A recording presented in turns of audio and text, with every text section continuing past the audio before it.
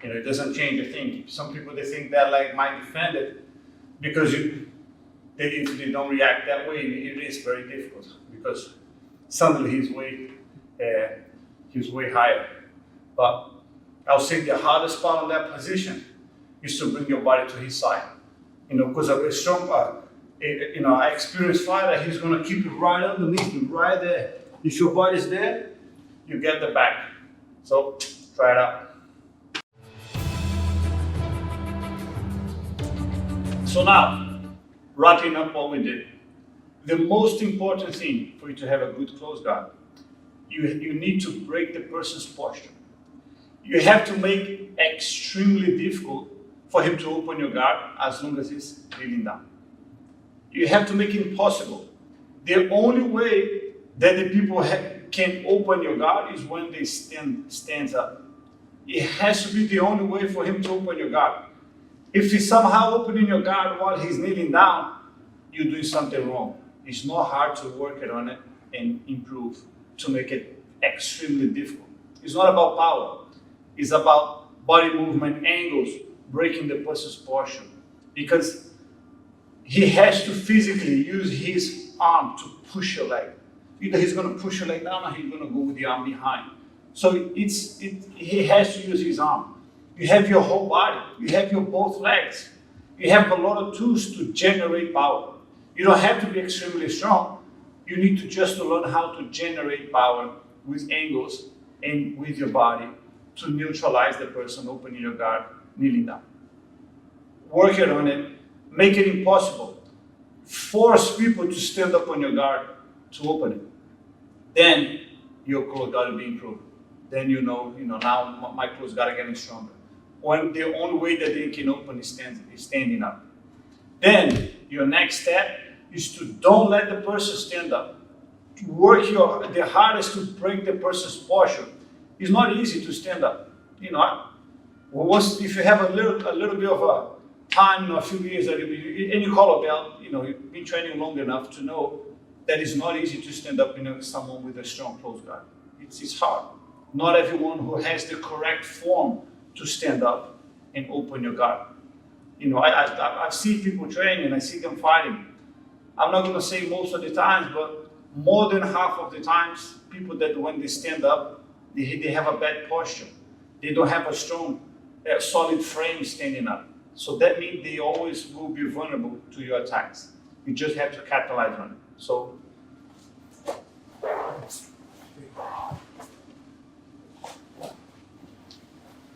we fight.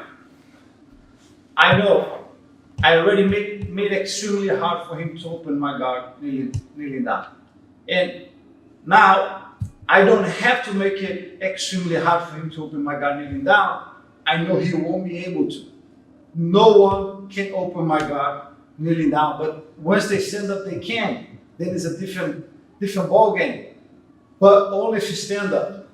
For him to stand up, the only way that he's going to do securely in a strong way, if he has his arm in the middle of my chest, straight. If he's higher, his arm is vulnerable to an arm lock. That means he's closer to me. If he's lower than that, he doesn't have control. I can pull. If he's on my belly button, or some people they grab the belt to go. I can pull it. I can get it close to me. Your legs is your main power. It has to be very strong. Pulling the person. If I can get my arms over his, he cannot stand up. Let's say someone very strong, they lock the arms, and then they start going back to open your guard. And then you might find a hard way to open. There's a way to deal with that. If they try to do that kneeling down, raise your hips. His arm will slide on your body. He has no more angle. See, if my hips are down, he's pressing against my body, and then sometimes that can happen. When that happens, raise your hips. I'm gonna bend my legs, and I'm gonna raise my hips so that his arm is sliding up. There's no more angle. He cannot generate any leverage. to open my guard. So when they do that, just raise your hips up. His arm will slide, whatever he's gripping, he's having on my knee. That's easy to do. So he can do that as many times as he wants.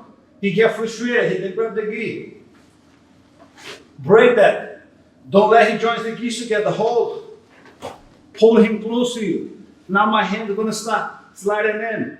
One of the videos we did, he has to push my chest to regain his posture. Look, it's not easy. My hands are behind his head. With the one that he's pushing, I'm climbing my legs. Look, he's in a terrible position now. Don't let them. If you try to stand up, there's the best way to break the person's posture. He has his grip over mine. I hold over his. When he stands up, there's a time to break his posture. There's one moment he's vulnerable the most. It's when the second leg is coming off the floor. So I'm not going to waste my energy pulling the whole time. I don't want to burn myself up. The second leg comes off. I break his posture. As long as my arm is over his, he will fail every single time. He knows that, so he want to go over mine. Block him. See, don't let him make the grip on your gi. Take it off, pull him close. Close guard is a constant way to pull the person close to you. I constantly pull him close to me. He's trying to move himself back. Look, I'm climbing my legs. He moves himself back, my leg goes up. If you try to stand up, even worse. Don't let him, push him, take things out of the way, pull him close to you. You have to constantly pull the person close to you. You pull him, the hand goes on the floor. Kimura, I'm already sitting up to attack Kimura. He comes close to me, look. There's the lapel. I feed. Tight.